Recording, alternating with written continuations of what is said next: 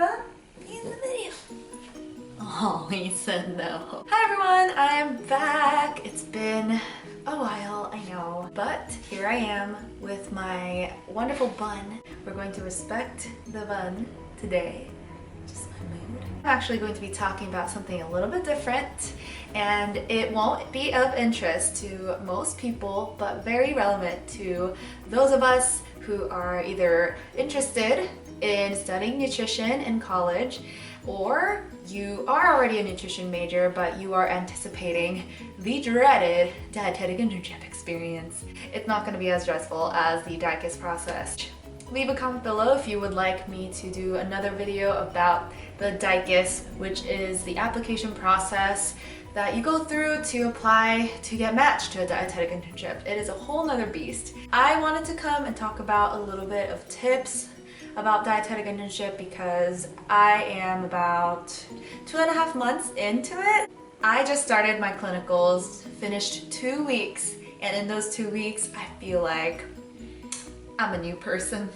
I'm just kidding, I'm just being dramatic. I will be learning under my clinical RD preceptors, learning about all the different disease states, medical nutrition therapy, and patient care. I'm hoping that this video could be just a helpful resource or just comforting for anyone. Know that for me, I felt so nervous. I personally didn't have extensive clinical background. I actually did my grad school degree for the last 2 years after undergrad, and I got my Master of Public Health. So I chose not to do a Master of Science for various reasons, another potential video idea. But because of that choice, I felt like I was really rusty on my medical nutrition therapy and just was a little bit concerned.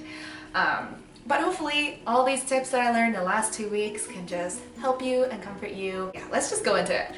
I first of all want to say that you should definitely start reading your medical terminology and studying them. Something that I found really helpful was a really cheap book if you use Kindle. $4 book on Amazon. Well, it goes into the roots of the words, the prefixes, suffixes. I wish that I actually did read more of that before starting my internship. It's important to be fluent in medical terminology because in the clinical setting, we have to read the doctor's charts, the nurse's charts, and also be able to verbally communicate with other health professionals. And if we are not, Angie, you're ruining my shot. Bruh. I don't have Angie on my lap.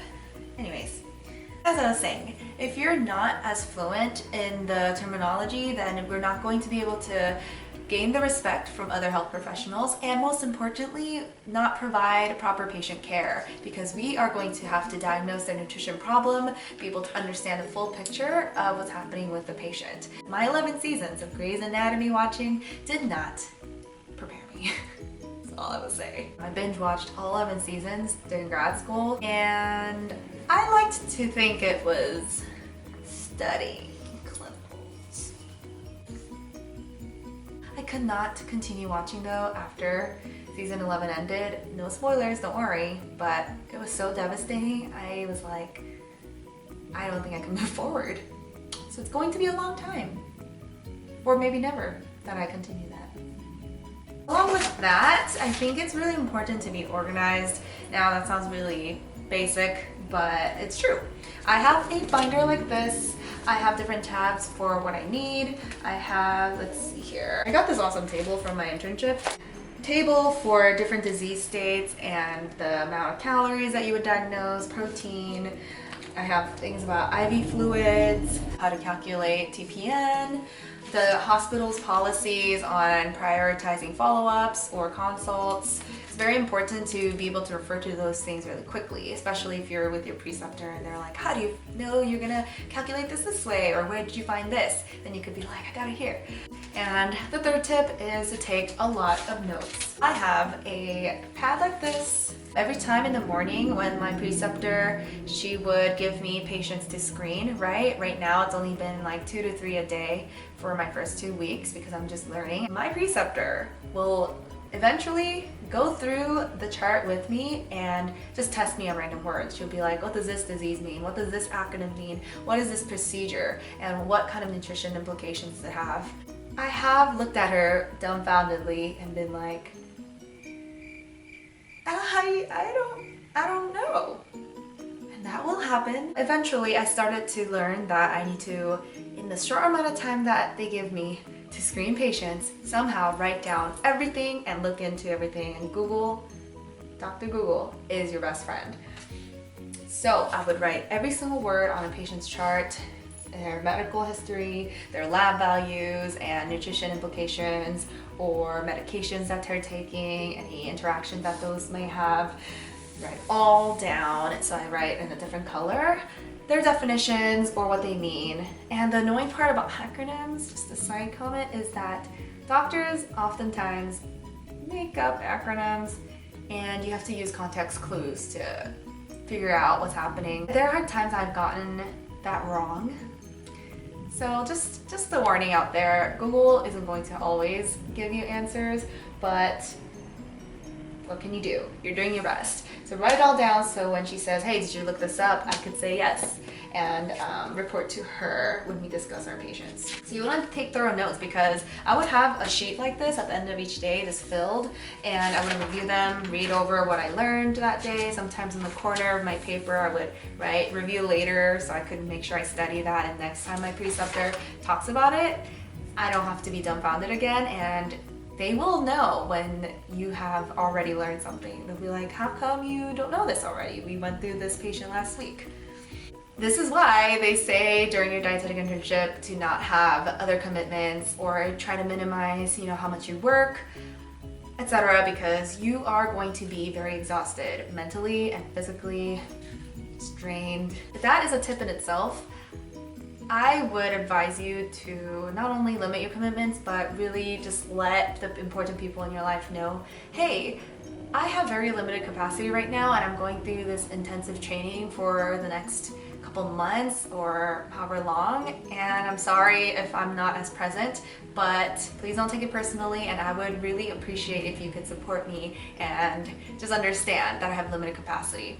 Something along those lines, because I don't know about you, but I just felt like in the last 2 weeks, I had such a little energy. Even in grad school, I felt like I was able to manage more.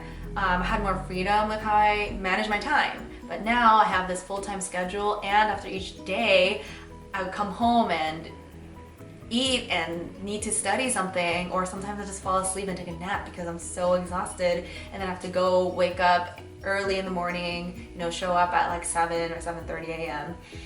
and it just continues again. And by the time weekend comes, I'm just like hibernating, cuddling with my dog, I don't know, but it's just been so hard to have energy to do anything else.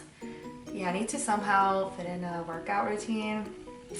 I'm sure that will come, but in the beginning, definitely the adjustment phase, do not try, please, to not have too many extra commitments. And it'd be really awesome if you could create an environment that is helpful for you. So if you come home and you need to have distractions away in your room, or maybe you need to go somewhere else to be able to rest and have a safe place to just relax and study, find that place, because that will be also very helpful, good for your sanity. I'm gonna go back to some practical tips. So this is probably one of my golden tips, because it's something that I didn't know I had to do, but discovered was super helpful. And that is, ta-da, prints of my patient charts. Don't worry, they don't have any patient identifiers, but so basically I would go through patients, and charting is like your A-Dime notes if you're a nutrition student and you have already taken some MNT. It is almost the same thing. Every hospital has a different formatting, but you write your diet history, diet order, their weight history and changes, any malnutrition, nutrition-focused physical exam, estimation of needs for their calories or protein, the diagnosis for nutrition problem, what kind of goals you have, and what intervention you have, any supplements, any changes in the diet order, adding snacks, whatever, right? And this extensive note charting has specific verbiage. This is important because, again, just like with medical terminology, the verbiage in your charts needs to be a certain standard for the other people on your team, other RDs, to be able to understand when they do follow-ups, or just other people in the hospital who are looking through the medical records. They have to understand exactly what you mean and get a full picture of the patient's nutrition history and problem and your recommendations. So I'm learning that in every type of situation, and each patient have their own complications, so that sometimes comes with different verbiage, different types of things I need to add in the notes.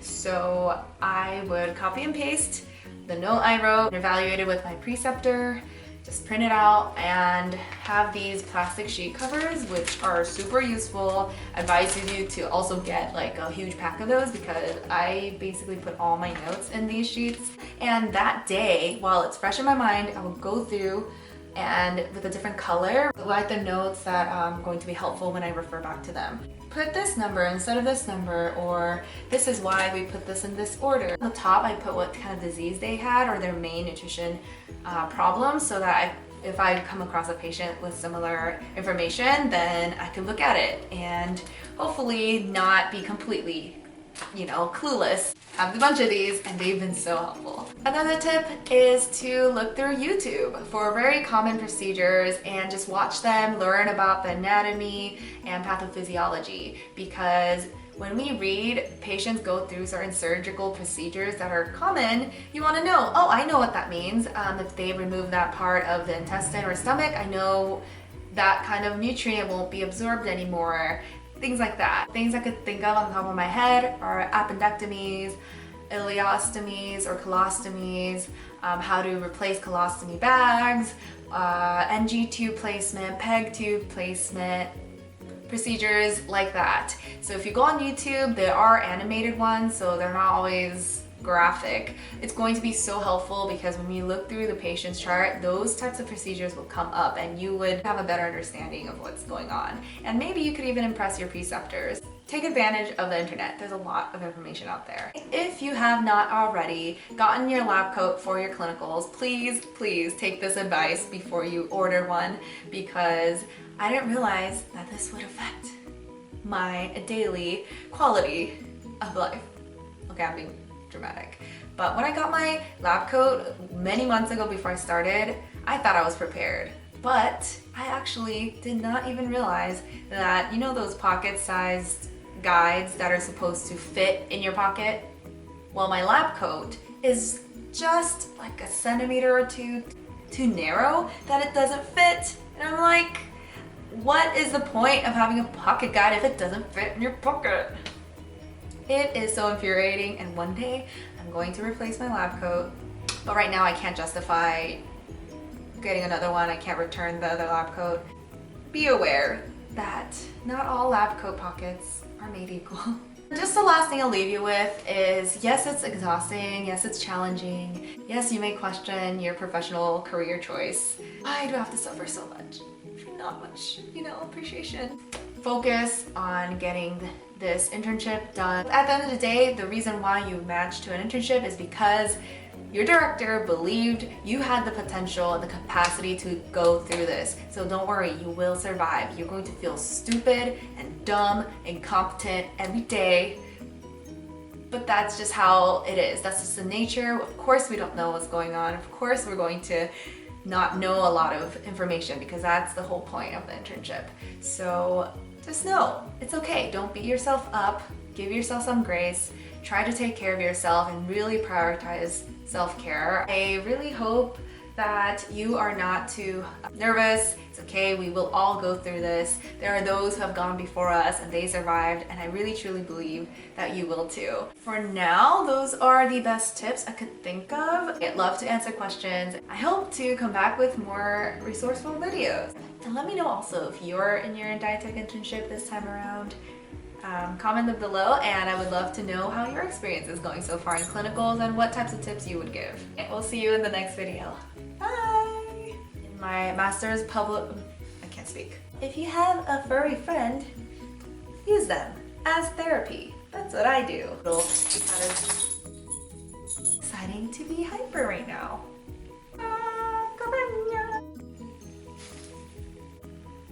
What you studying?